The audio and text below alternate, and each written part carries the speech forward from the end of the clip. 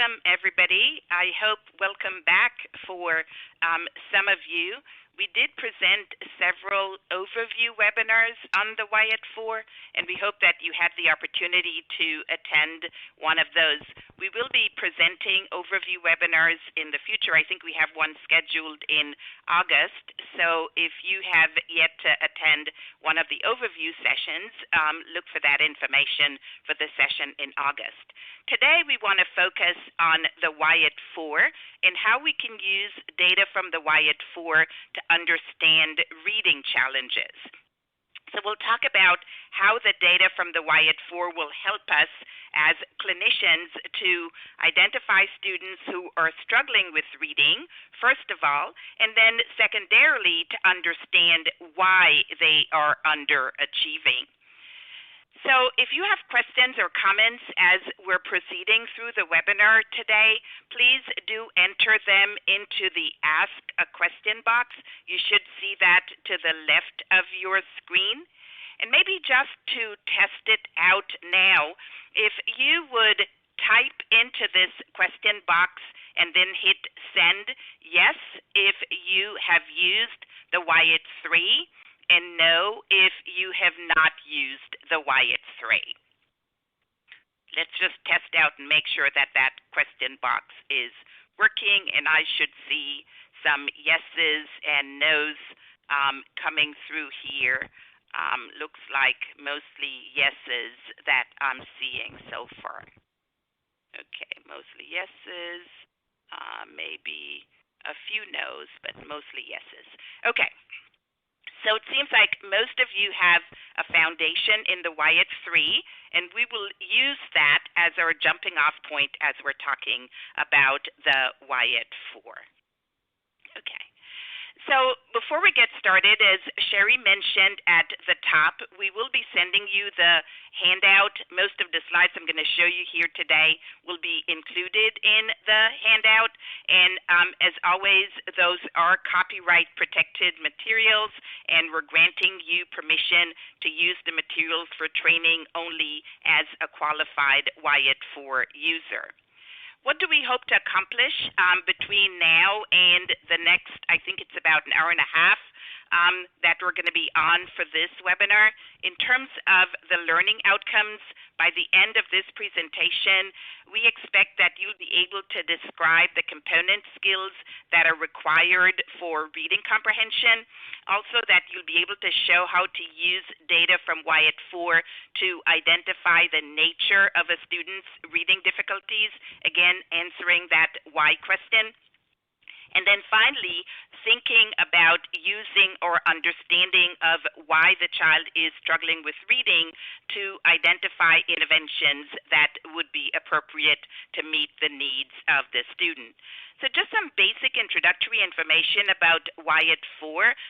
It's a comprehensive achievement test focusing on oral language, listening and speaking, as well as written language, reading and writing, and math. And you could certainly administer all of the subtests that are appropriate for a student in a specific grade, or you may choose subtests to answer specific referral questions. And our focus today will be on that flexibility, thinking about the subtests that will provide the information that we need to understand the nature of our students' reading difficulties.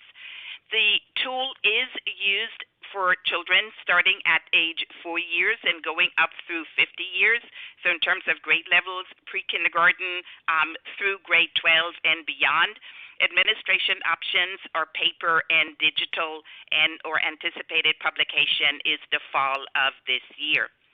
So I want to get us started. I think always when you're talking about specific concepts, thinking about the theoretical foundation for the development of those concepts is highly instructive. And so I want to get us started by thinking about the WIAT-4 and how the WIAT-4 assesses reading and the theoretical foundation that underlies the development of the reading components included with WIAT-4.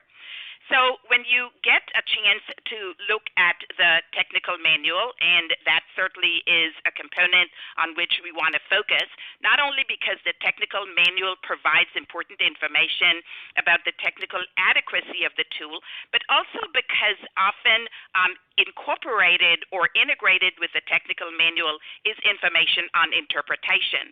And the information on the theoretical foundation related to reading comes from the WIAT-4 technical manual. So when you think about reading, you think about reading, and when we talk about reading, we really mean reading comprehension. So one of the components on which we focused in developing the WIAT, the subtest, the reading subtest for WIAT-4 is the simple view of reading, which has been around since the 1980s. When you think about the simple view of reading, you're thinking about reading, in fact, reading comprehension, if you will, where we're focusing on determining whether the reader is gaining meaning from written language. You are thinking about my ability to construct linguistic meaning from written representations of language. So the simple view of reading posits that the ability to gain meaning from written language is based upon two equally important competencies. One is language comprehension. So reading comprehension builds on the comprehension of oral language, the ability to construct meaning from spoken representations of language, and it also depends on the ability to recognize written representations of words.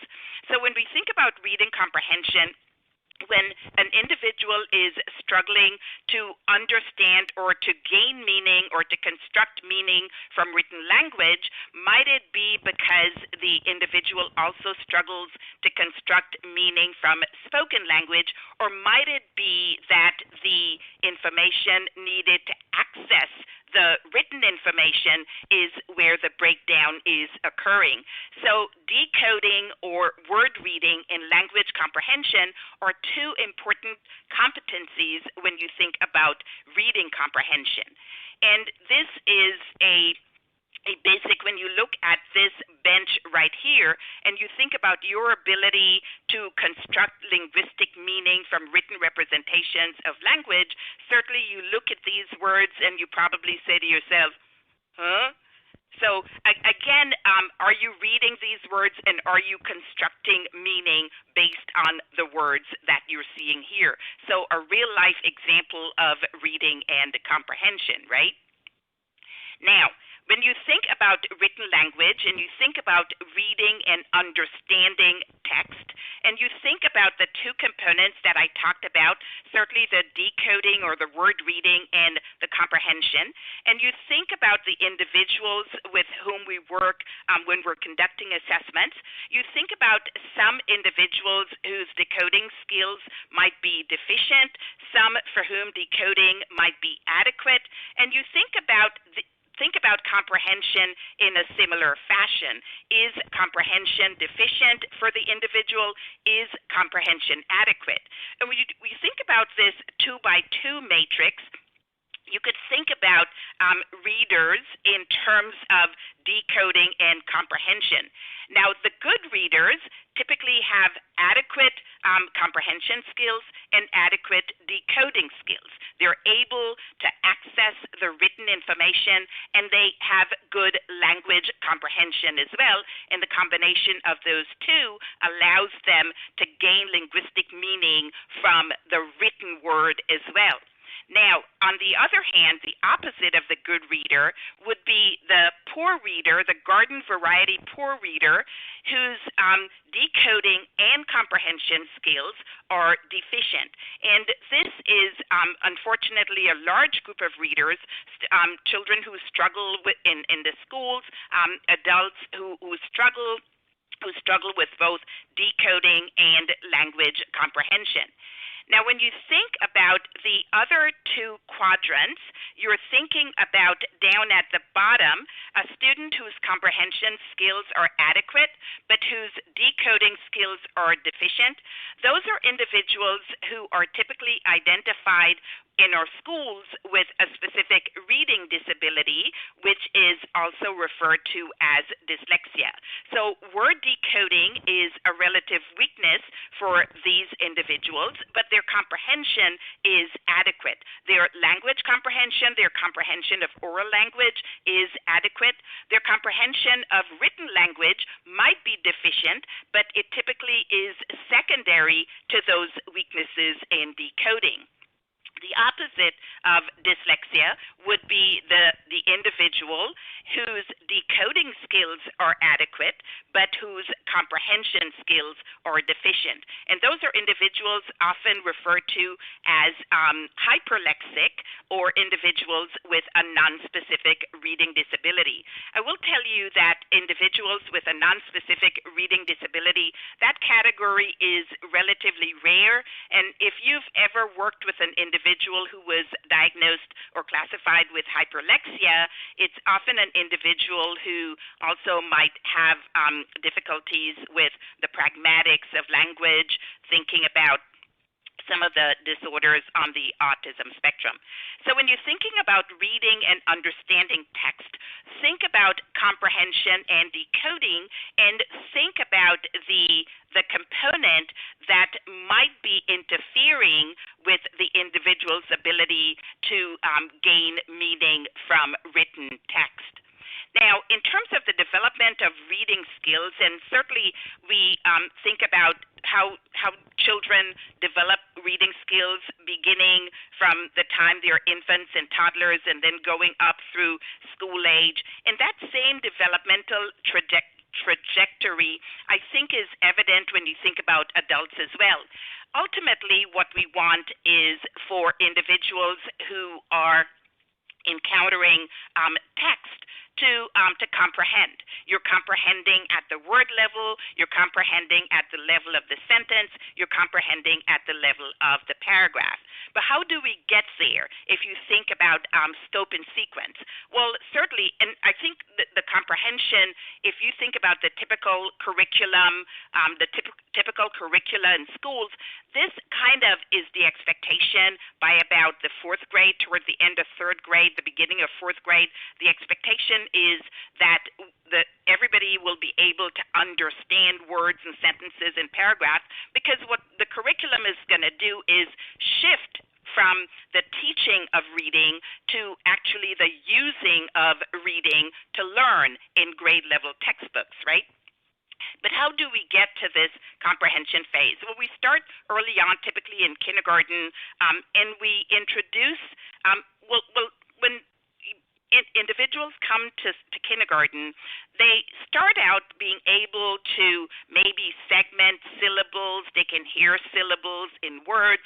Cowboy has two syllables, cow and boy. They're even able, some of them, to segment and isolate phonemes in spoken words. So they come to kindergarten having developed some of these skills related to the spoken language, especially at the level of phonological awareness, thinking about syllables, thinking about onsets and rhymes, thinking about phonemes. And then what we want to do is we want to combine or to build on their phonological awareness, and we want to introduce them to naming letters. So we want to introduce this symbolic code, and we want them to be able to name the letters accurately. And we'll certainly talk more about naming letters accurately. Now, once we move beyond kindergarten, we want them to combine letters to name real words accurately, and also to name pseudo words accurately. Now, the difference between real words and pseudo words are words that have a highly predictable patterns. We often say that they are phonetically regular words, so you can effectively decode those words by segmenting, isolating each symbol, associating with the symbol the unique sound, and then blending those sounds to name the word. Some real words also have highly predictable patterns, but in the English language, a number of real words don't sound the way that they look. So we want to be able to identify real words as well as pseudo words, and we want to be able to do so accurately. But ultimately, I want children to go beyond accuracy, where I want them to be able to name both real words and pseudo words, not only accurately, but also quickly. And then they'll use all of that information to decode silently and to read silently with fluency. So reading with fluency is important because it is the ability to read fluently that facilitates comprehension. So if I don't have to exert too much cognitive energy on what should be a simple task, which is the naming of words, then I can reserve my limited cognitive resources for the complex task of comprehension. So if you think about comprehension, if an individual is struggling with comprehension and you backtrack, you're often able to identify where the breakdown is occurring. Is the breakdown at the level of fluency? Is the breakdown at the level of accuracy? Is the breakdown with words with highly predictable patterns or words that are irregular, if you will? So again, think about scope and sequence as we think about trying to uncover the why of a reading a challenge, if you will. Now, so the simple view of reading posits that you think about decoding and language comprehension as being the two pillars, if you will, of reading comprehension. But Kim and colleagues presented another method. They expanded the simple view of reading, where they conceptualize reading comprehension certainly as involving word reading and language comprehension. But the other component that they added is they found that contextual reading fluency contributes to reading comprehension over and above word reading and listening comprehension. So word reading and listening comprehension, word reading and language comprehension certainly are important pillars of reading comprehension, but contextual reading fluency, and when I think about contextual reading fluency, think about the context or the background knowledge that is necessary in order to understand text. But effectively what Kim and colleagues say is that reading fluency acts as a bridge that connects word reading and listening comprehension with reading comprehension down at the bottom. So if you look at this figure here, you could see how word reading and language comprehension skills contribute to reading comprehension and how contextual reading fluency effectively serves as a mediating variable, right? So if you look over to the right, you could see that a number of subtests on WIAT-4 will allow us to describe the examinee's word reading skills, language comprehension, as well as contextual reading fluency and reading comprehension. So let me say a few words about the word reading. So when you look at the word reading component, word reading includes two different types of skills. It includes cipher skills as well as word-specific knowledge. And when you think about cipher skills, really that's what I talked about when I looked at the beginning of that scope and sequence, where we are effectively working to get new readers to be able to learn the correspondence between letters and sounds. Think about effectively cipher skills as phonics, right? I want you to see the symbol and I want you to say its corresponding sound. Effectively, I want you to see the visual representation or the orthographic features, and I want you to associate with that visual symbol its phonological code, right? So you see the symbol, you say its sound. So cipher skills really looks at being able to learn and demonstrate that you've learned the associations between letters and sounds. So what's important learned the association between letters and sounds. Certainly, if you look to the right, phonemic proficiency, phonemic awareness, and blending is important, but so is letter sound knowledge. When you think about a task like pseudo-word decoding really is a good measure of cipher skills, where what the child is doing, these are not words that I can recognize by sight because they're not part of my speaking vocabulary. And what I need to do is look at the symbols, maybe each one in isolation, and then segment and then blend those in order to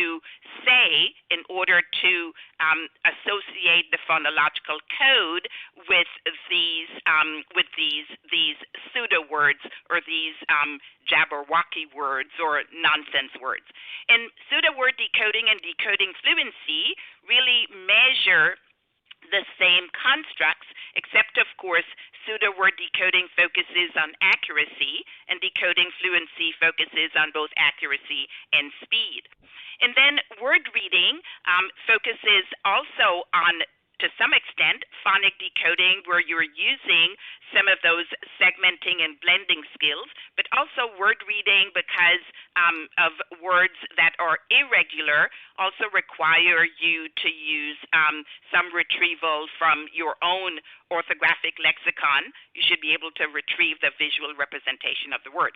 So cipher skills is where we start learning the correspondences between letters and words, and cipher skills actually contribute to word-specific knowledge. So you're thinking about pattern-specific orthographic knowledge, and then also applying your cipher skills to particular words, that segmenting and blending that I was talking about. And all of that happens in your working memory. I want you to be able to make those connections relatively quickly. So naming speed is really important when you think about cipher skills. For example, pseudo-word decoding, decoding fluency. The quicker you can do that, the less cognitive energy it requires. So when you think about being able to read quickly, that word-specific knowledge, it's individuals who can integrate the orthographic features of the words with the phonological features, but then also use morphological components like adding an S to a word, for example, changes a noun from singular to plural, adding ed to a verb, changes the meaning to past tense, for example. So being able to connect the orthography, the phonology, the morphology, and here is the important piece, the comprehension piece, which is the semantics, specifically vocabulary, right? So all of those pieces work together when you think about reading comprehension. Now, oral language comprehension, this is where we focus on whether or not the individual is able to construct meaning from oral language. So you think about the importance of understanding vocabulary, the grammar features, the syntax, and again, the verbal working memory where you need to be able to process the information relatively quickly. Let me say something about vocabulary, because as we know, vocabulary knowledge is really important when you think about reading comprehension. And some researchers have found that vocabulary knowledge actually predicts more variance in reading comprehension than decoding, especially among better readers. So vocabulary is really important, and I want to say a few words about vocabulary, but before I do that, let me say a few things about reading comprehension as conceptualized by Dr. Virginia Berninger. And you'll see that her conceptualization is consistent with the expanded simple view of reading, where you're thinking about reading as involving the integration of three word forms, the orthographic, the phonological, and the morphological, the morphological being the part that would provide the meaning for us. And if you can integrate those three word forms really quickly, those words become part of your orthographic lexicon. You can retrieve them from your long-term memory effortlessly, quickly, in order to understand what you're reading. So when you think about the connection between the orthographic, the phonological, and the morphological, each of these word forms are coded into separate, or coded or registered into separate storage units in or verbal working memory. So verbal working memory is an important part as well. But when you think about these connections, you create these cross-code connections, sometimes 2 at a time, sometimes 3 at a time. So for example, if I see the word dog and I don't immediately recognize that as the dog that is in my house, for example, I can't retrieve the concept from my orthographic lexicon or from my oral language. If I can't do that automatically, then what I'll do is I will connect the orthographic to the phonological, and I will try to isolate the sounds associated with the symbols, and then I will say the word slowly, dog, and then I'll say it fast, and maybe saying it fast might create the connection to the semantic features of whatever the word is. So the integration of these word forms, when we can see a word and we could say it right away, know its meaning right away, that is what contributes to fluency. That is what contributes to effortless reading. Those are the words that become part of the autonomous orthographic lexicon. But here's the thing about verbal working memory. As we're creating these cross-code connections, we have to do so really quickly. So I have to be able to associate the sounds with the symbols really quickly. I have to be able to segment really quickly, to blend really quickly, because if I take too long to do that, that task or that activity is going to interrupt the important task, which is the comprehension, right? So when you think about verbal working memory has this time-sensitive component where we need you to work really, really quickly.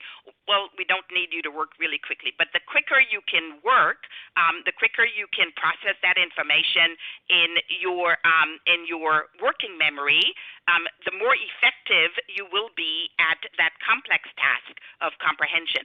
So rapid automatic naming is often a task that we present to assess verbal working memory, or the speed with which an individual can associate the orthographic and the phonological. So we might show a child colors, and the child sees the color and says the color name, or the child sees letters and then would say the name of the letter, or the same thing for numbers. So how quickly can you make that visual verbal association? So the other thing that is important when you think about reading comprehension is the importance of oral language. And why is language comprehension important? It's important because if you struggle with oral language, if you struggle with language comprehension, it'll impact you learning to read. The stronger speaking vocabulary a child has, the more he or she can access that semantic code when you are presenting new words for the child. Even when the child can decode the word using connecting the orthographic and the phonological, if the child can then associate the word with one in his or her speaking vocabulary, that will facilitate learning to read.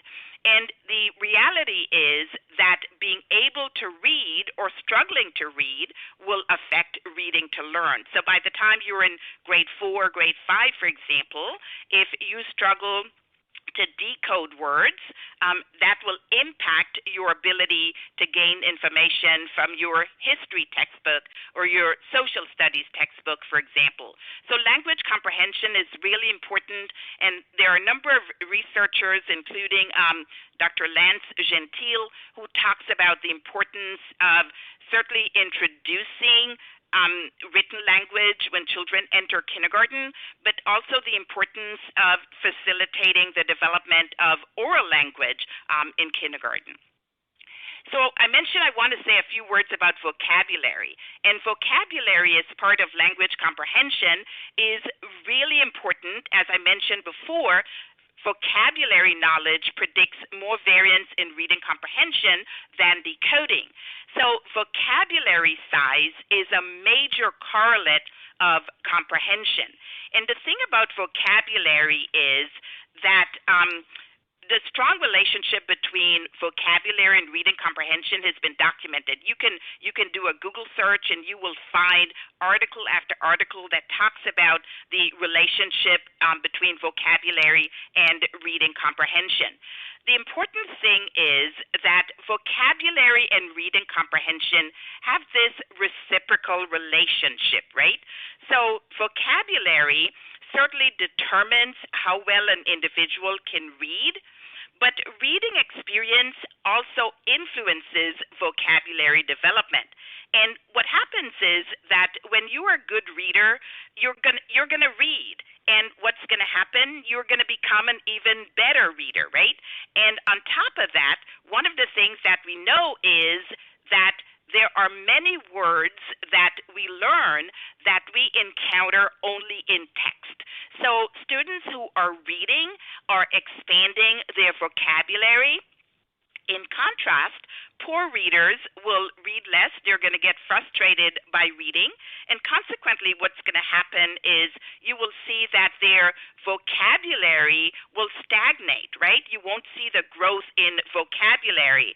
And I'm sure you've heard about that phenomenon. That's the phenomenon that we refer to as the Matthew effect, where the poor readers don't read much, and therefore their vocabulary size doesn't increase.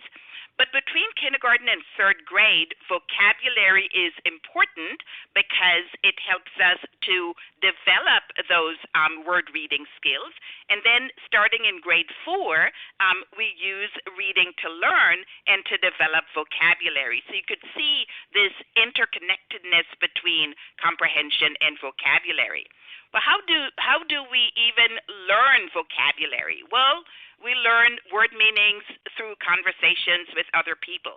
And that's one of the things that Lance Gentile talks about, right? That if children don't hear words, if they don't have conversations on a regular basis with adults in their lives, they really struggle to learn word meanings. So children learn words when they hear us repeat words, when we use new and interesting words, and the more words they hear, the more word meanings they learn. And that was documented in 2000 with the National Reading Panel Report. And certainly, it's important that children hear words in conversation. The unfortunate reality is, and I don't think I can talk about vocabulary without mentioning Betty Hart and Todd Risley, right?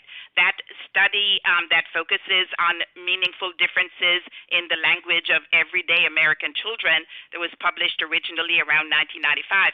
And this was a study that was conducted in the Kansas City area, actually close to the University of Kansas in the Lawrence area. And effectively what Betty Hart and Todd Risley found, which you could see here in this graph, that vocabulary acquisition really is related to socioeconomic status.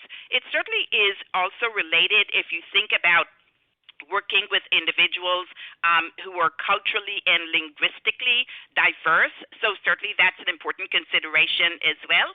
But when you think about socioeconomic status, what Betty Hart and Todd Risley found is that when you compared by the age of 3 years or 36 months, by the age of 3, children in professional families, the blue line, were exposed to twice as many words as children in welfare families, the red line. So again, when we think about individuals entering school or young children entering school, we have to keep in mind that not every student is entering school at the same level in terms of vocabulary. And again, think about what we can do to make sure that we improve vocabulary size. So thinking about vocabulary as part of language comprehension, one of those pillars that is one of those important competencies for reading comprehension, and then thinking about word reading as that second important pillar when you think about reading comprehension. And David Kilpatrick talks a lot about 3 levels of word reading development. When you think about word reading development, you could see those levels here. I already talked a little bit about letter sound knowledge when I talked about cipher skills, and I already talked about the decoding, which is really that segmenting and then blending. But the other component that's important is the orthographic mapping, and all 3 of those, letter sound knowledge, phonic decoding, and orthographic mapping, work together to provide us with this mental dictionary from which we can retrieve the visual representation of words. So for each of these components, you could see to the right the WIAT-4 subtests that you can use to provide information on these word reading components. So part 1 of the word reading subtest will provide information on letter sound knowledge, certainly pseudo-word decoding, decoding fluency, and to some extent word reading will provide information on phonic decoding, phonemic proficiency, orthographic mapping, and then the orthographic lexicon. You notice the subtests, orthographic fluency, spelling, and orthographic choice. But let me take a look at each of these in turn. And before I get to the first one, which is the letter sound knowledge, there is this connection between language and literacy, which allows us to identify pretty early on young children who might be at risk for reading difficulties. So when you think about literacy, literacy really builds on language. So when students are developing normally or within normal limits in terms of the receptive phonological component of the oral system, think about this as language by ear, and in the expressive phonological component of the oral system, language by mouth, if those are developing in an age-appropriate manner, those children are ready to make the transition from language to literacy. So Dr. Berninger talks a lot about the importance of looking at language by ear, language by mouth, and then when we start to make the connection between letters and sounds, language by eye, which is the reading, and then language by hand, which is the writing. So again, early on when we're thinking about even infants and toddlers, we focus on is language by ear developing within normal limits? Is language by mouth developing within normal limits? Because that helps us to make some predictions about reading when children enter school. But the first component when you think about word reading, this cipher skill of letter sound knowledge, the ability to decode this symbolic code, and in the English language we present these symbols, right? In the English language, we have these 26 symbols or letters that I have pictured here.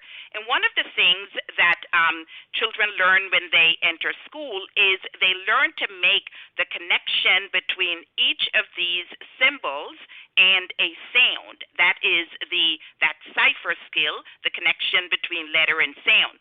But before they get there, they bring a lot of knowledge with them, right? So when I always think about young children, I think about the fact that they learn their letters first in their sing-song way, right?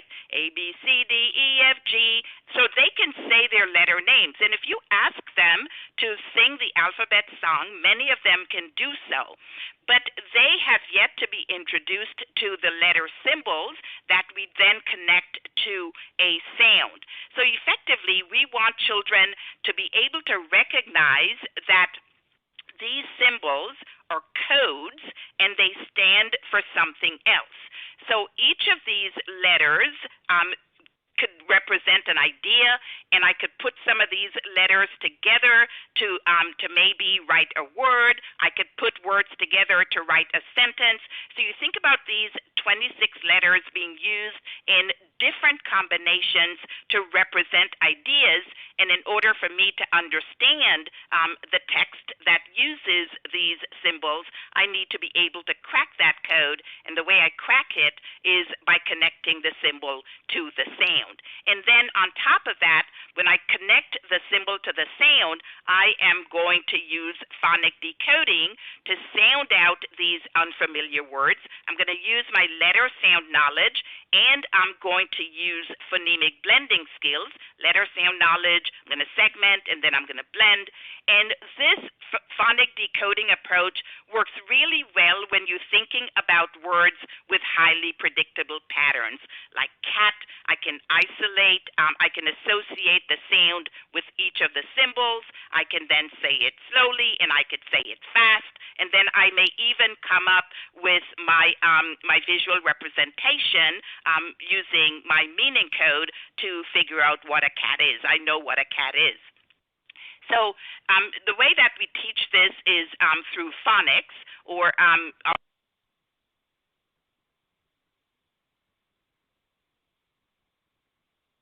Dr. Berninger's Talking Letters program, where you could see that we are trying to associate the symbol with the first sound, or the first sound in a word. So balloon, cat, or circle. So the symbol C could either say k, or it could say s, and then the d for duck, and so on. So you want to teach these connections explicitly.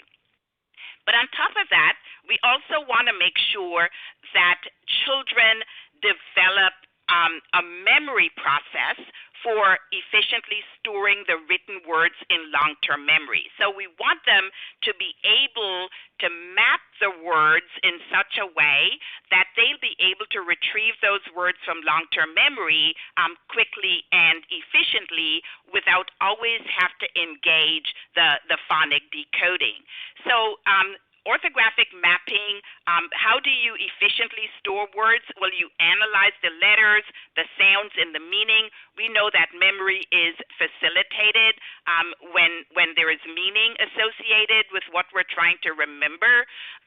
So, for example, if I ask you to think about the word Kaylee, for example, might you be able to retrieve the visual representation of that word from your long-term memory? Maybe if we were doing a spelling bee, you might have to ask me some questions. Can you give me the origin of the word? Can you provide a definition? Well, if I tell you that a Kaylee is a social gathering that typically involves dancing, and we have it mostly in Scotland and Ireland, might you then change your mind from your initial impression of what that word looks like? So really you're thinking about using different processes, certainly the phonemic, analyzing letters and sounds, the phonic decoding, but then also looking at the morphological or semantic, the meaning, and using all of that information to form an orthographic representation in your memory. This works well for learning regular and irregular words, and you could see how phonemic proficiency is involved. And then all of those three, the letter sound knowledge, the phonic decoding, as well as the orthographic mapping, leads us to develop this mental dictionary where we store words that are familiar to us, and these are referred to as our sight word vocabulary, right? I could go to my orthographic lexicon, my orthographic dictionary, and I can retrieve these words quickly and effortlessly. And the thing about the orthographic lexicon is that the process is bidirectional, right? So you can either go from speech to print or from print to speech. And I always like to think about this as if I'm going from speech to print, it's probably maybe a spelling task. I want you to write the word Kaylee and then I'm going to say the word, I'm going to say it in a sentence, and then I'll say the word again, which is the way that we present the spelling subtest on WIAT-4, right? So effectively, when you start with speech, you're starting with a phonological, and then you need to retrieve from your long-term memory the orthographic representation and write it down. If you start with print, you're thinking about the reading piece where I show you the word Kaylee, and then I want you to connect to that word its phonological code. And to do that, you cannot sound out that word. It looks nothing like it sounds, right? So you can't sound it out. So the only way you could name that word correctly, just like we often talk about like kernel or like hemorrhage, words that look so different from words where the orthographic features are so different from the phonological features, you really have to engage the semantic or the meaning code in order to be able to name those correctly. Those words are often part of your orthographic lexicon. Okay. So when you think about assessing reading using the WIAT-4 subtest, here is what we recommend. When you have a referral for reading difficulties, we recommend that you begin by distinguishing between word reading and reading comprehension, right? So when you think about reading broadly, the way that we structure in curricula is we start out at the subword level, right, which are those letters, and then we go to the word level, and then we go to the text level, comprehension. So we want to see if the student is struggling with reading comprehension, is the student also struggling with word reading, or maybe with one or the other. And once you have information, and word reading and reading comprehension on WIAT-4 will give you information on the reading core composite. Once you have that information, you could determine where to go from there. If you think maybe that the student is struggling with reading comprehension because of a weakness in language comprehension, you want to administer, in addition to word reading and reading comprehension, the listening comprehension subtest, the oral expression subtest, and depending on the child's performance on those subtests, you may determine that you need to refer for comprehensive language evaluation. If you are hypothesizing that the weaknesses are related to fluency, oral reading fluency, orthographic fluency, and decoding fluency would be important to administer. If you think that the weakness is at the level of word reading, you probably want to tease out if it's because of the orthographic lexicon, right? The word recognition, what is my sight vocabulary? Phonemic proficiency, orthographic fluency, orthographic choice and spelling, or maybe it's phonic decoding. So we often talk about word reading in terms of word recognition and word identification, and we typically switch seamlessly between those two cognitive activities. I am reading, I recognize these words immediately. I'm reading, I don't recognize the word immediately, but I could quickly break the word into syllables and then put those syllables together. So we're constantly using the executive function component of shifting mental set, monitoring or comprehension. So word recognition and phonic decoding really provide information about word reading. And then for all reading referrals, rapid automatic naming is a component that you'd want to assess. Certainly verbal working memory, I talked about the importance of verbal working memory, and then also verbal and perceptual reasoning, and then the executive function. In terms of executive function, switching mental set is important, inhibition is important when you think executive functions, comprehension monitoring is important when you think executive functions. So a number of these skills that'll help us to understand why the child might be struggling.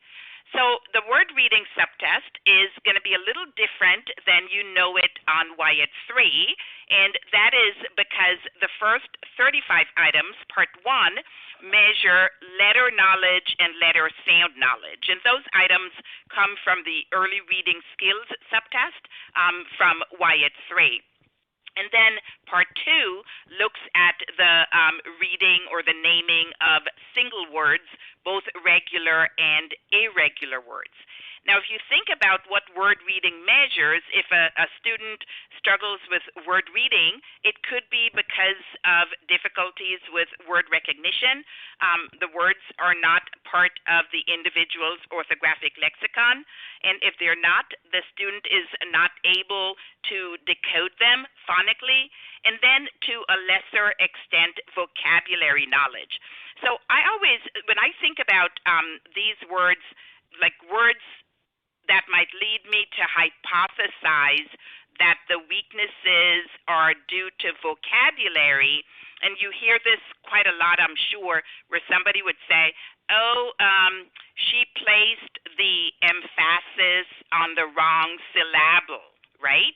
And again, if I have a child, I'm working with an individual, and that's what the individual is doing, placing the emphasis on the wrong syllable. Effectively, my hypothesis right away is this word is not part of her speaking vocabulary, or at the very least, she didn't make the connection between this word if the word is part of her speaking vocabulary. So that's probably an individual who is relying on phonic decoding and is not making the connection between the word reading and the language comprehension. When you think about reading comprehension, and I want to say a few words about reading comprehension, because this subtest measures comprehension at the level of the word, the level of the sentence, and the level of the passage. So the first few items on reading comprehension require the individual to match pictures with words. Again, those items come from the early reading skills subtest on WIAT-4. And then at the level of the sentence, we ask the examinee to read a sentence, and then we ask a literal question, and we require the examinee to answer that literal question. And at the level of the passage, we ask the examinee to read narrative and expository passages, and then we ask either literal questions or inferential questions. So again, depending on the grade level of the child, you might think about comprehension at the word level, the sentence level, or the passage level. But the way that reading comprehension is structured really allows us to tease out whether the child's score might be related to word reading difficulties or to language comprehension difficulties. So reading comprehension, the way it's structured, it helps us to differentiate between reading comprehension difficulties and the component skills such as word identification and vocabulary. On the reading comprehension subtest on WIAT-4, even when an examinee reads below grade level, the individual will have opportunities to demonstrate skills in reading comprehension. Effectively, the structure of reading comprehension reduces the confounds associated with word identification and vocabulary. So if I struggle with reading comprehension, do you have a way to figure out if my weakness is because of language comprehension or if it's because of word reading? And the structure will allow us to tease out those two components. Because reading comprehension on WIAT-4, just like on WIAT-3, uses an item set approach. So for different grade levels, you will have a set of items that theoretically are of appropriate difficulty in terms of the readability of the text for a child at that grade level. So for a student in kindergarten, you would administer items 1 through 18, student in grade 1, items 10 through 28, student in grade 2, items 23 to 41, and you could see the overlap, right? So items 1 through 18, 10 through 28, so items 10 through 18, you'd administer both to a student in kindergarten and a student in first grade. What distinguishes the set of items is really the readability demands of the passages. So when you think about a student in grade 9, for example, you expect that the level of vocabulary in those passages is going to require a higher readability level than if you're thinking about a student in grade 2. So the difference really has to do with the readability demands. Now, for each of these item sets, the first items at the beginning of the set will be reversal items. So, for example, for set B, items 10 through 28, items 10 through 18 are considered reversal items. The importance of reversal items is that if you begin administration with the reversal passage for a student at a certain grade level, if the sum of the scores for all reversal items is 2 or less, as in this example here, then what we want you to do is go back one item set start point and continue administration. And the reverse rule can be applied a maximum of 4 times. Now, you'll notice that as a change from WIAT-3, where the maximum number of times that you could reverse was 3. So here's an example for a grade 5 student where, let's say, you're going to start with the grade appropriate item set, items 49 through 69. The reversal items are 49 through 54. Administer those items, then evaluate performance on those reversal items. If the score on the reversal items is greater than 2, you're good. So yes is your answer to that question. The score on reversal items is greater than 2. Administer the remaining items in set F, and you stop, which means you're going to use the grade 5 item set to evaluate this student's reading comprehension. But what if your answer to the decision question is no? What you do in that case is you reverse to the grade 4 item set, items 42 through 61, administer the reversal items, and evaluate performance on the reversal items. If the score is greater than 2, you continue administering the remaining items in set E, and you stop, and now you're going to use the grade 4 item set to evaluate this student's reading comprehension. And you continue that process, right? Again, if your score is no on the grade 4 reversal items, you have to reverse again to grade 3, and you do the same thing. You continue that process either until you get a yes to your decision question or until you have reversed 4 times. So think about this for a second. If you're working with a grade 5 student, you can reverse to grade 4, to grade 3, to grade 2, and to grade 1. So you may use the item set for either of those 5 grade levels, 5, 4, 3, 2, 1, if you have to continue to reverse. So here is my question for you. What are the implications of applying the reverse rule? What is the purpose of reversing? Why are we reversing in the first place? Give me an idea in the chat box.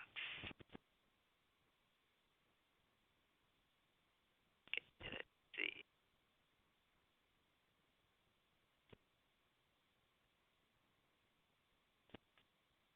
Okay. So effectively, what you're doing in this case is you're not changing what we're assessing with the task.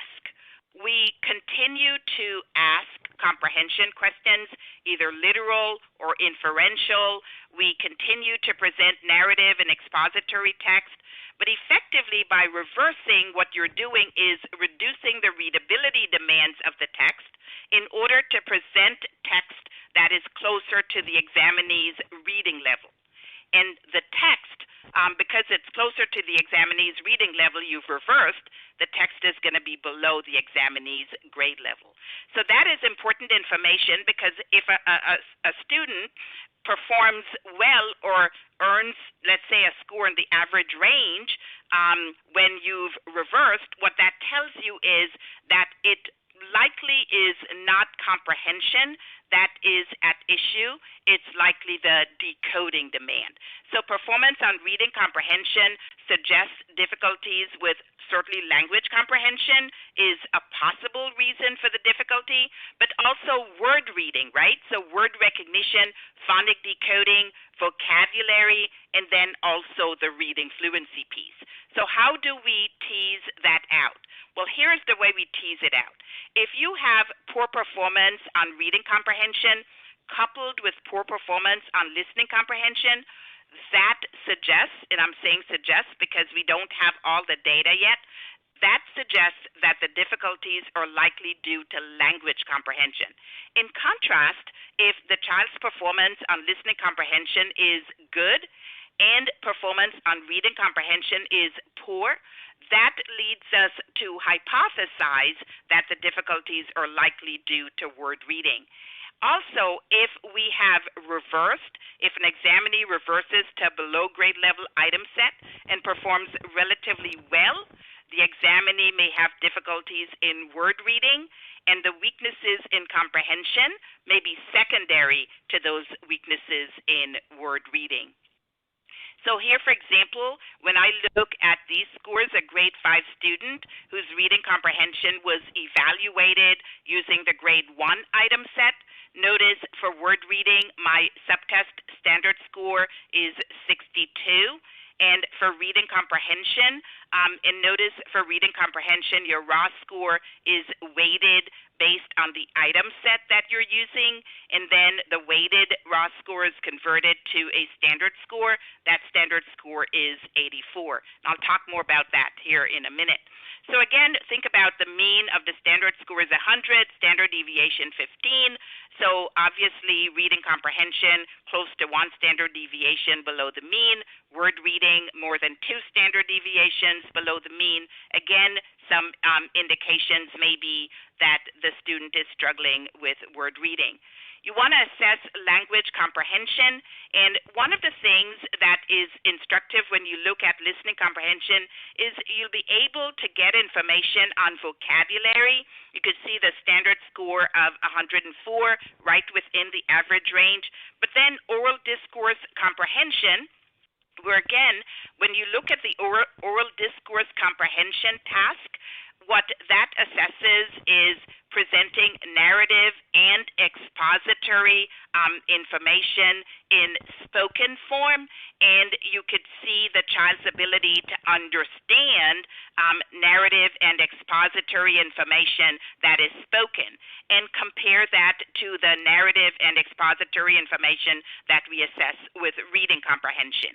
And again, you could see actually that there is some similarities between the score for oral discourse comprehension, standard score 86, compared to reading comprehension, standard score 84. And then for oral expression, notice that expressive vocabulary is lower than receptive vocabulary. And then oral word fluency, which is the retrieval of information from long-term memory, and sentence repetition, the ability to register or encode information that you hear and then to repeat the information verbatim. And then you also want to take a look at reading fluency. And here you could see my scores for all those reading fluency tasks, certainly oral reading fluency, orthographic fluency, decoding fluency, again, significantly below the mean of 100. Now, oral reading fluency is very similar to reading comprehension in the sense that it has an item set approach to presenting, and like reading comprehension, you have an item set for a specific grade level. The item set reverse rule for this one, just like on WIAT-4, is based on the reversal time limit. A little change down here at the bottom, the reverse rule can be applied a maximum of 3 times, with 2 times on the WIAT-4. Now, if the child's performance is poor on oral reading fluency, what does that suggest? Weaknesses in the rate, which is the accuracy and the fluency, accuracy and speed. So either in accuracy and speed or in the accuracy of contextual reading. Why might you struggle with contextual reading? Maybe because of weaknesses in word reading, maybe orthographic learning, or again, oral language. So again, you could see how these components really work together to help us understand why the student might be struggling. Again, just like on reading comprehension, if you have to reverse the below grade level item set and the student performs relatively well on that below grade level item set, it may be difficulties with word reading that are interfering with fluency. So it might be difficulties at the level of accuracy that are impacting fluency. The orthographic fluency subtest is another component of the reading fluency composite. And orthographic fluency, we ask the examinee to name irregular words and to do so quickly. So the tasks, there are two different sets. This is another one that uses an item set approach where the student's performance can be based either on set A or set B, regardless of grade placement. So you could be working with a student in third grade and you may need to reverse depending on the student's performance, or you may be working with a student in first grade for whom you'll start administration with set A. Depending on the child's performance, you continue on to set B. So the raw score is going to be weighted by the set administered, and you have 20 seconds per trial for set A and 30 seconds per trial for set B. Decoding fluency is just like orthographic fluency, except we're looking at words with highly predictable patterns. So thinking about naming nonsense words fluently, and it's really like pseudo-word decoding. Pseudo-word decoding that looks at accuracy, decoding fluency that looks at fluency. Again, depending on the grade level, everybody starts with trial 1. You have 30 seconds per trial. And then for word reading, you keep drilling down to get to the word level and then to get ultimately to those cipher skills if you need to go back that far. So for word reading, look at word-specific knowledge on orthographic fluency, spelling, and orthographic choice, and then look at cipher skills, phonemic proficiency, word reading, pseudo-word decoding, and decoding fluency. And phonemic proficiency, we talked about this in the overview webinar, where we are looking to see if the child can omit syllables in words, omit initial sounds, or omit sounds in the initial position in a word, section 2 in the final position or in the medial position, and then substitution, reversals. And effectively, this task is scored based on accuracy and speed. I want the child to give me a correct response quickly within 2 seconds. So the score is going to be 2 points if the child gives me the right answer within 2 seconds. The orthographic choice effectively looks at recognition spelling, where we present 3 words and we want the examinee to select the one that looks right. Each of these representations here sounds right, but which one actually looks right? So we're looking at the orthographic representation of the word on this task. Okay. So let's pull this together by looking at a case study. And let me just tell you, this is an actual case study, and this is an actual psychoeducational assessment. I pulled out the components that fit with what we're talking about here today. So you will not have all of the information that we have, but I think you'll have enough information to come to some conclusions. So let's say you're working with this student. We'll call him A. He was referred by his teacher for a comprehensive psychoeducational evaluation, and his teacher was concerned that he is not engaged during class lessons. His performance is consistently low on standardized group achievement tests as well as on classroom tests. So who is this little boy? Well, first of all, he's 10 years old. He's in grade He considers himself a good athlete, says that he likes to play baseball and basketball. He's comfortable with his siblings. He has two older brothers, a younger sister. He's certainly comfortable with his siblings. He's comfortable with his peers. He's comfortable around adults. One of the things that we know is he's now in 5th grade, and he's been receiving educational support services since he was in grade 2, and that was based on his performance on tests of language arts. He tells us that he seldom reads for pleasure, and as I mentioned, his teacher indicated that his scores on reading and language arts are extremely low. Well, his scores across the curriculum are extremely low, even in math. So he lives with his parents, his two older brothers and younger sister. He interacts with them. One of the things that struck us was that his parents reported that he started speaking later than their other children, and they also told us that his daycare providers and preschool teacher expressed concern about his expressive language and drawing skills.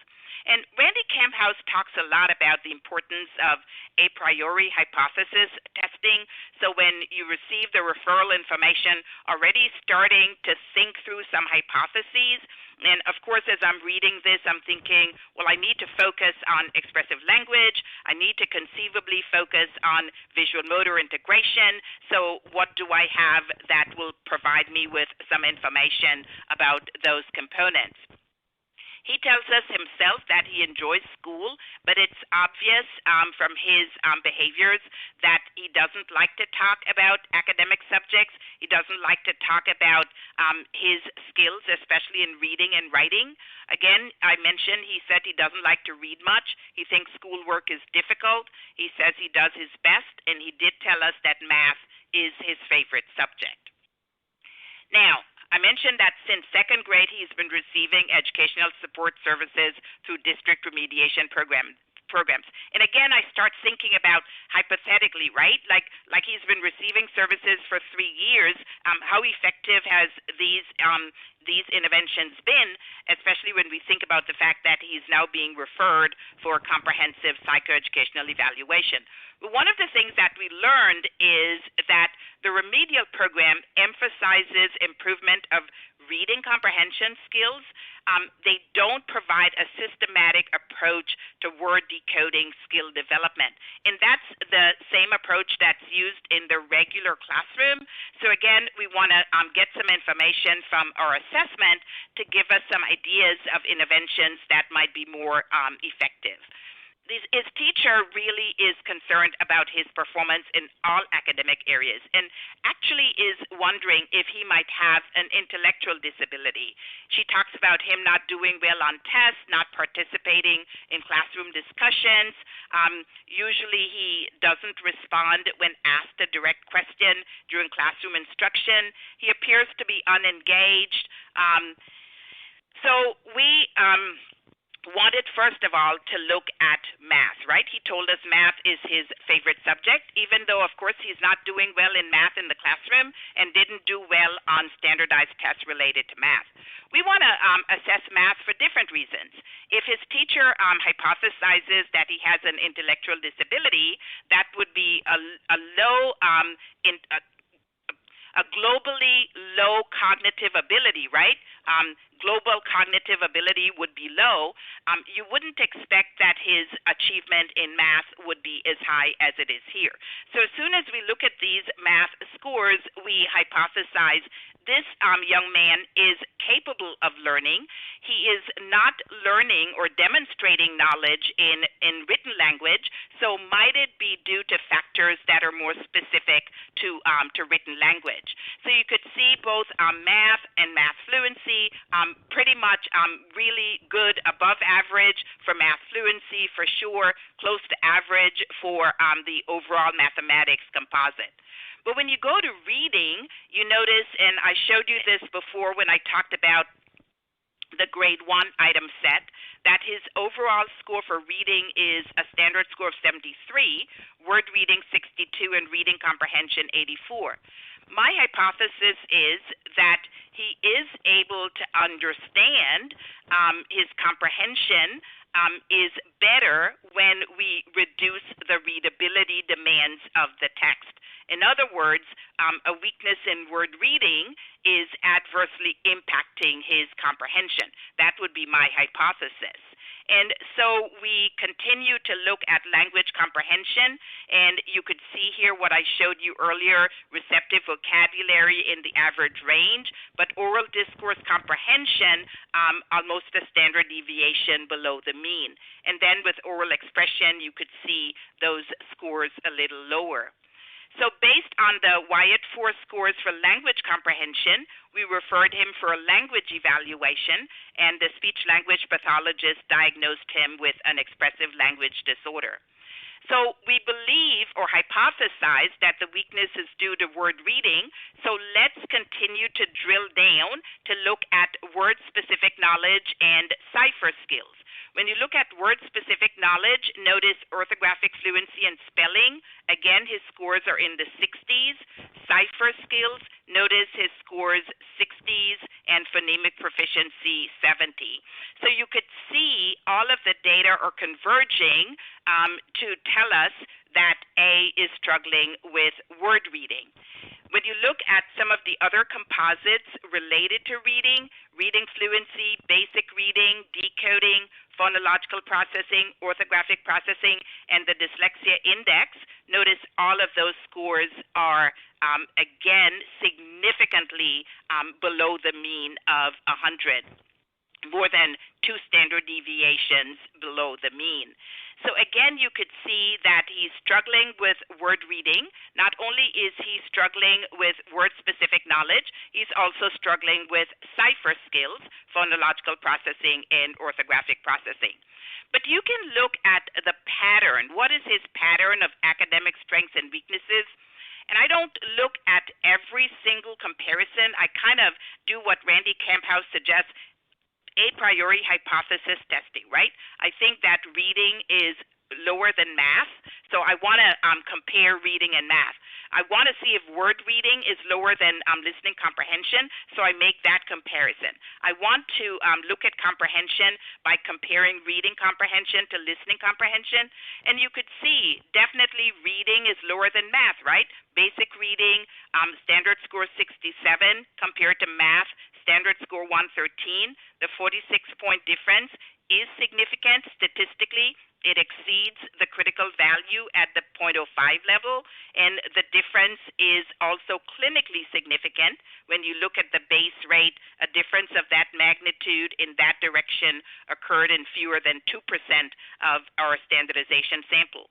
And you could see the same thing for basic reading and math fluency, and then also for word reading and listening comprehension. But notice that reading comprehension and listening comprehension, the difference is not significant statistically, again telling us that the weaknesses are unlikely due to comprehension weaknesses. But we also had information on rapid automatic naming from the WISC-5. You notice naming speed, standard score of 89, naming speed literacy was 86, naming speed quantity was 97. So again, it seems like he's struggling more with the literacy demands than with the quantity demands, and you want to keep that in mind. And then also verbal working memory is important, and we assessed that using the WISC-5. And you could see his auditory working memory index of 75, and his scores are pretty consistent, a scale score of 6 for digit span and 5 for letter number sequencing. And the other thing that we wanted to rule out was visual motor coordination. So the first thing that we did when we first met him, and this is often a task that I've used as I'm establishing rapport, is administer the visual motor integration, the Berry-Buktanica developmental test of visual motor integration. And you notice his standard score of 75. But also from the WISC on block design, he earned a scale score of 5 on coding, the paper version of coding. He earned a scale score of 5. both block design and coding have this significant visual motor integration demand at the output phase. And so we wondered if maybe his low scale score of 5 was due to the visual motor coordination demand.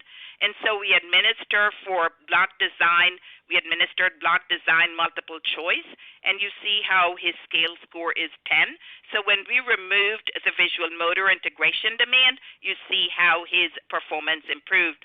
And then we wanted to confirm the low score for coding as related to visual motor coordination, and we asked them so we removed, on coding, you have to learn and remember the associations between the numbers and the associated symbols. We removed that requirement. We presented him with the symbols and asked him to copy, and you notice his scale score did not improve, which tells us that the weakness on coding really is due to visual motor coordination.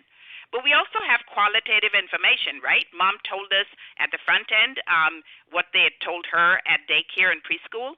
And then we also have other qualitative information from his writing samples, right? So you could see that there are some concerns about this fifth grader in terms of his writing. So is he eligible for and does he need direct specialized instruction?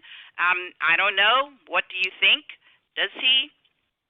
And if he does, what might be your classification?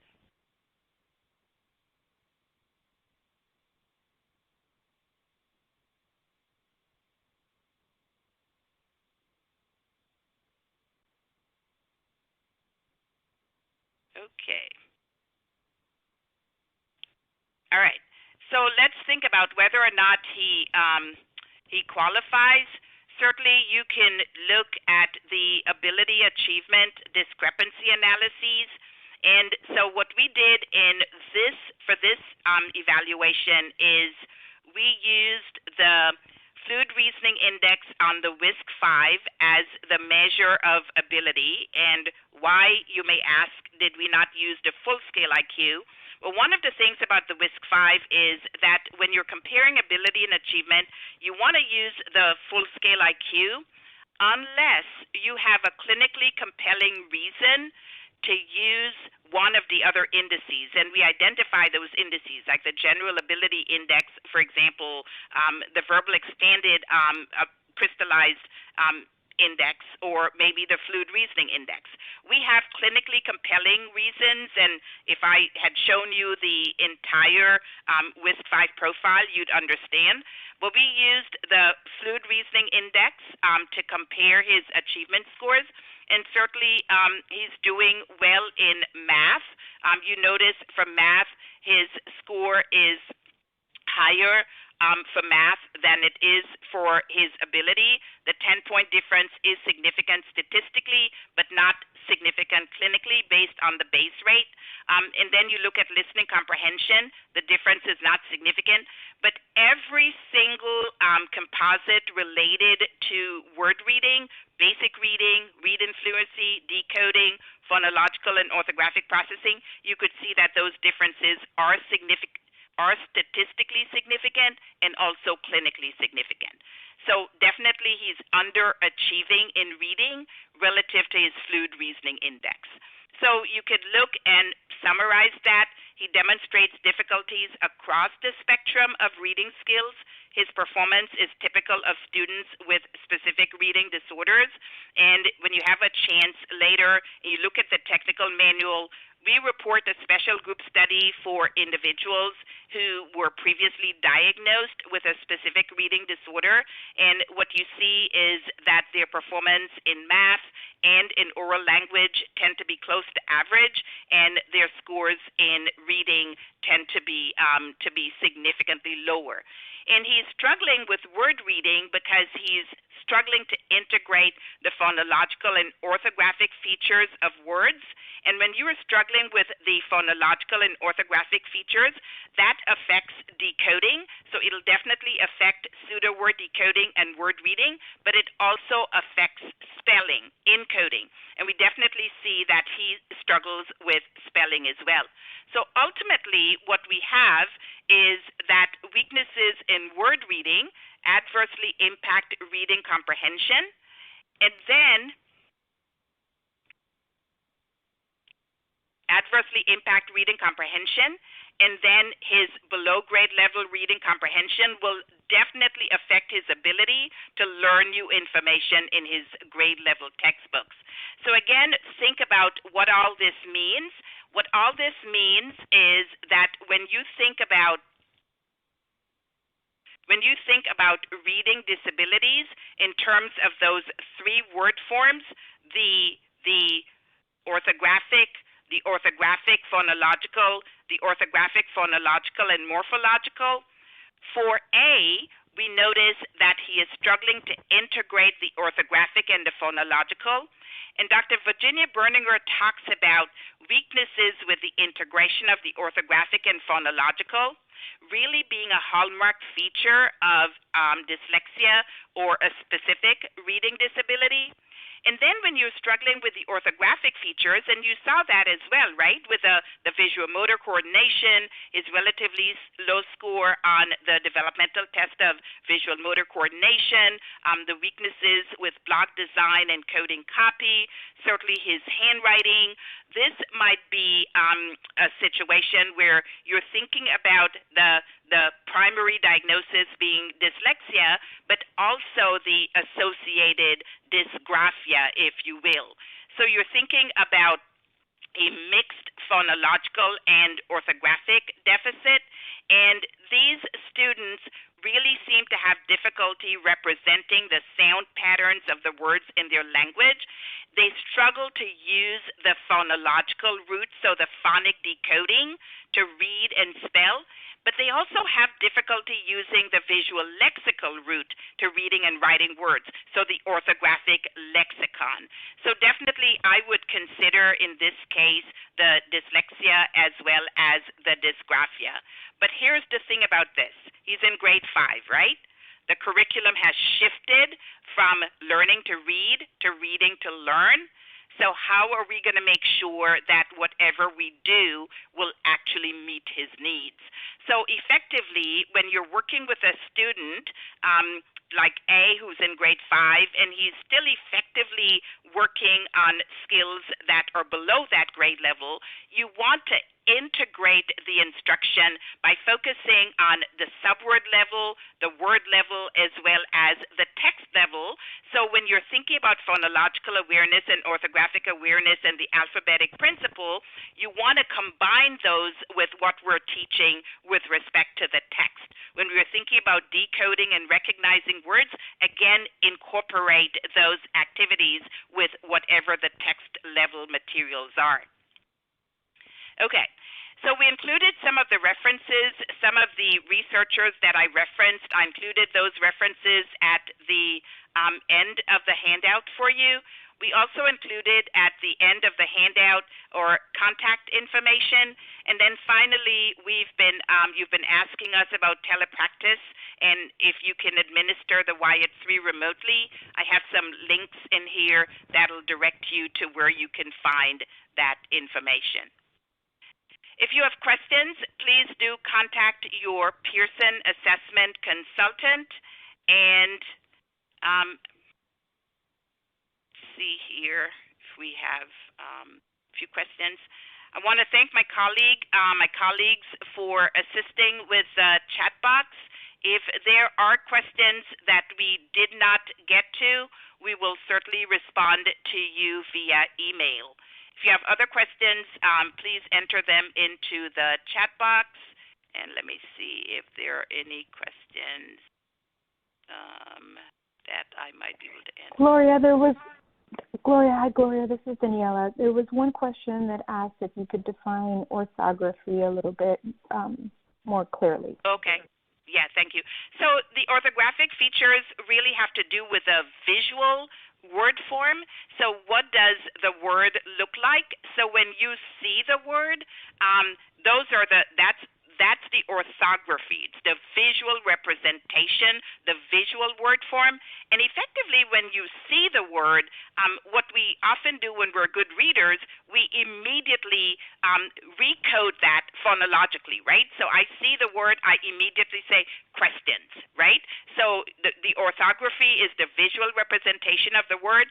The phonology is the verbal representation or the spoken word, and then the morphology has to do with the meaning parts. So are there parts of language that present you with meaning? So if I say the word he parned the message, you have no idea what the verb parned is, to parn is, but you know that the ed means that he did it yesterday or last week. So orthography is the visual representation of the word. Okay, thanks everybody for joining us, and do look forward to some of our other webinars on the WIAT-4. I know we have one on writing coming up, and then the overview that we're going to be presenting in August. Thanks everybody. Enjoy the rest of your day.